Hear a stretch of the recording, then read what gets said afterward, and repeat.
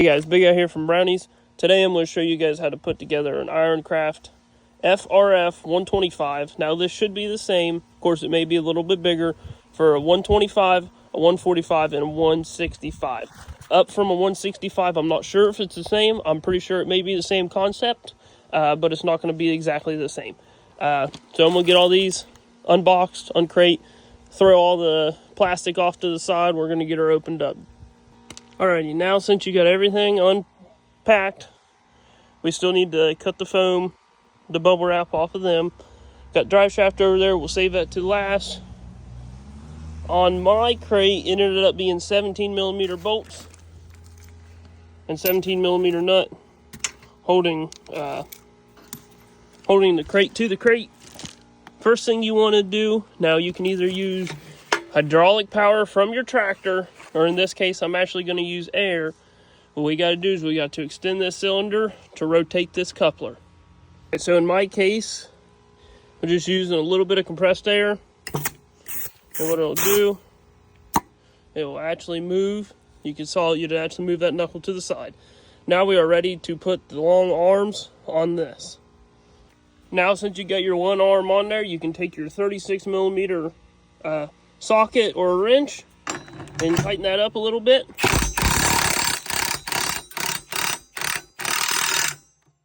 Get her good and tight. When you put it on there, I always like to make sure my stand is facing outward. Gives you easy access to all your grease fittings. Alrighty, now let me go grab the other one. Alrighty, sorry about that. I had to move a little farther on to figure out how it went exactly. Okay, now since you have your big arm on there with your little pin cut out to the left and to the top, you're able to line up your bottom pin and install your cylinder. What I do, because I'm the only one out here right now, if you're doing this by yourself, I actually place a jack stand underneath, just because that kind of helps it from falling down. And this little hoop right here where your 3-point hitch arms connect to it, it gets kind of heavy. So I'll get back with you guys when I get everything buttoned up right here. Okay, now since you have everything attached, now this will be a little tricky because this is a bigger diameter than this one, so it's kind of have to play around with it, and you may need a little help. Get your cylinder in there. Now what I'm going to do, you can use tractor power or hydraulic power. What I'm end up doing, I'm going to blow a little bit of air in that, which in turn will extend it. Let's see if I can do this one-handed. Let me see. It may be a little tricky. Yes. Just like so, and then I'll be back when I put the bolt in it. Alrighty, now since you've got your arm assembly put together, let you guys take a look at it real quick. Let's put our stands in so we can actually get our jack stand out of there. So let's put our kickstands in. It doesn't matter where they go, which one goes where, they are the exact same. So for this one, we will put it right here. Try to do it one-handed.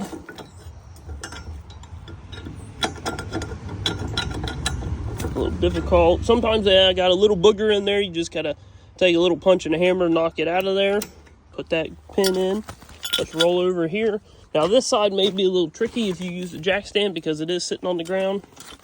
So let me see if I can do that one one-handed.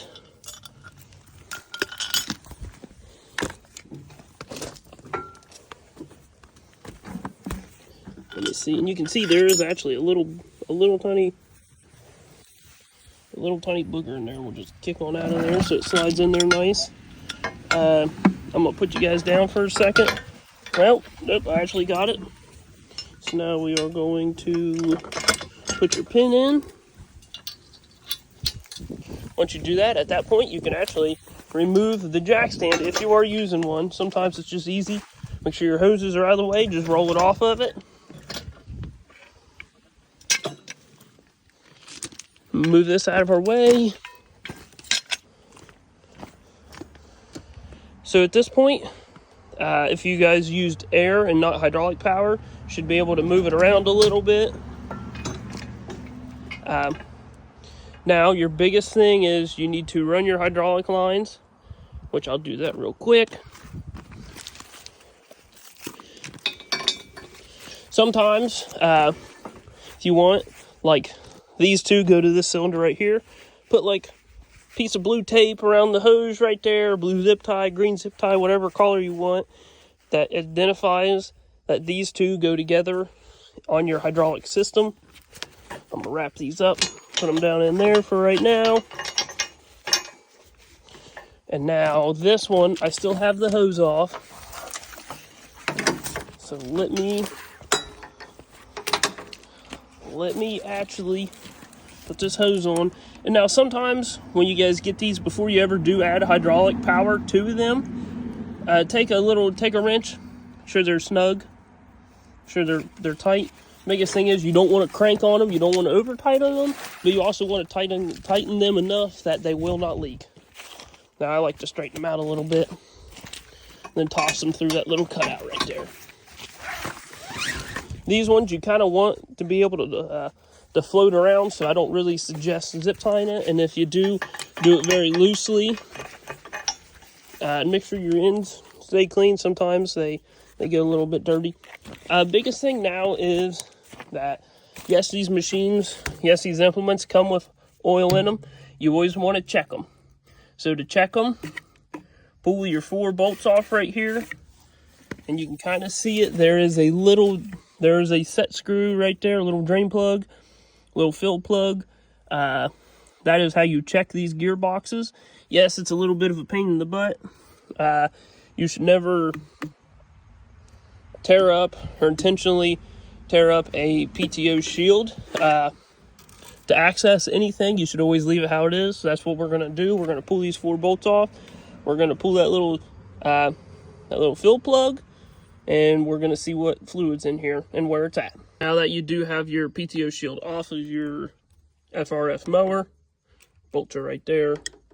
We're going to use an 8mm Allen wrench. We're going to see the fluid level, and yes, it is full. Screw that back up in there. Probably should clean up that mess. Let me grab a towel real quick.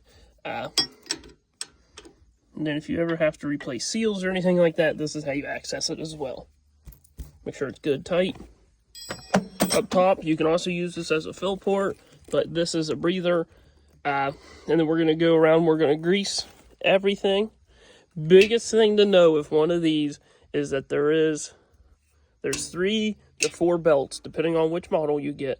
This model right here, I believe there's 3 belts. After a little bit of use, you should go through and actually tighten these belts. So I say, use it for 5 hours, check the tightness of them. Use it for another 5-10 hours, put 15 hours on it, how many hours you want, check these belts. I've had a lot of people come in and buy a couple belts because their belt broke after 100 hours, 50 hours of use.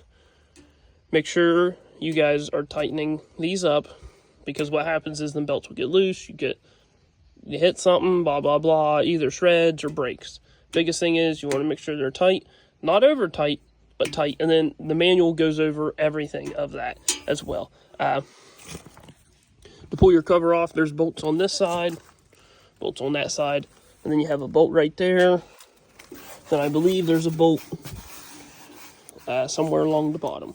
Once you do that, pull that cover off and expose them belts. Alright, excuse the mess, but we got her all greased up. We double checked all the oil. Let's do a quick fast run of how many grease fittings. We got 1, 2, 3, 4, 5, 6. There's 1 in here. There's 7. Slide that back on their little cover plate. 8. I think we already went over that one. 9, 10, 11, 12. Now there's 2 more that most people don't ever realize. They're right there. Now I have not greased them yet. I don't have the tools out with me. It takes a pencil greaser to grease them all up. Same in the very front.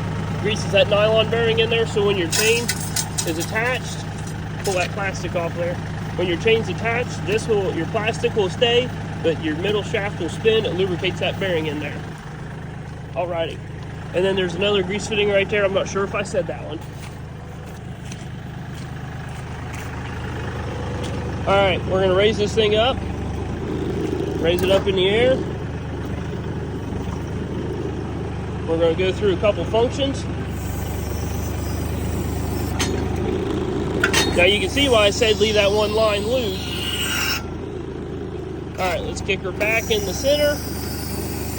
Let's rotate her up in the air. Alright, now that we got her rotated, I'll probably add a zip tie right there that lets me know the limitations of all these hoses. Here's what it looks like right here. You got your little flails right here, your little hammers, I mean. Now, this is what sets your height right here. The unfortunate part is, it's this and your hydraulic top length that sets your height for these. Meaning, the more this thing's raked, the higher that drum will be off the ground, the more, or the higher your grass will be. Shorter the top length, the more flat it is. It will mow closer down to the ground. Now that's when it's sitting absolutely flat. Up on the side, who cares what your top length is? Biggest thing is that it doesn't tear up. That it does not tear up your drive shaft. That's another thing. When you assemble one of these, you got to make sure your drive shaft, in every single way, in every single function, that it's not going to end up bottoming out. Let me show you. I believe this one may bottom out. Let me show you exactly what I mean. Now this is a CK3510 SE. Let me show you a situation where it may bottom out.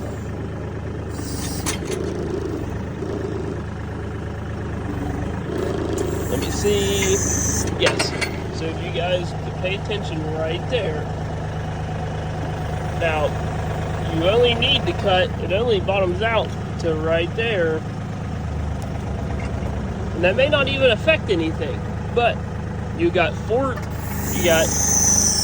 long drive shaft. You got a long drive shaft, so a couple inches off of it won't ever hurt it. Remember, if you do have to end up cutting your PTO shaft, you can always cut more. You can never add more. It's harder to add more to it than it is to take away more. Now what we're going to end up doing, we're going to end up setting roller height. Alrighty, so what I ended up doing, I ended up spacing the roller out, which you can see there's quite a bit difference. Before I wasn't able to put my hand in there. So what you do is you loosen your very bottom skid bolt. That's where it pivots up top.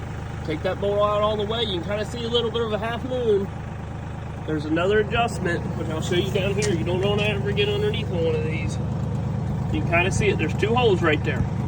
Go with your top hole. That'll give you the most height, so you don't scallop the ground, you don't scrape it, you don't tear it up, you don't look like you've been tilling dirt. Let me show you guys this a little bit. And before you mow, don't forget to run up your kickstands. Now this one I'm just showing you guys for operation purposes of what all it can do.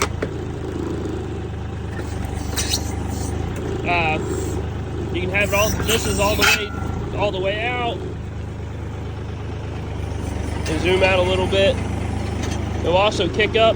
That's not 90 degrees exactly, but it's pretty darn close. We'll run her out. We'll see how far it moves. Goes like so. Kick her off to the side there. And then it sucks up right back underneath your tractor. Thank you guys. Hopefully you guys enjoyed. If you guys got any questions or anything, let me know.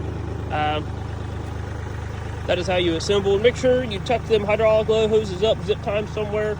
You guys be the judge of that. It's different for every tractor. Thank you.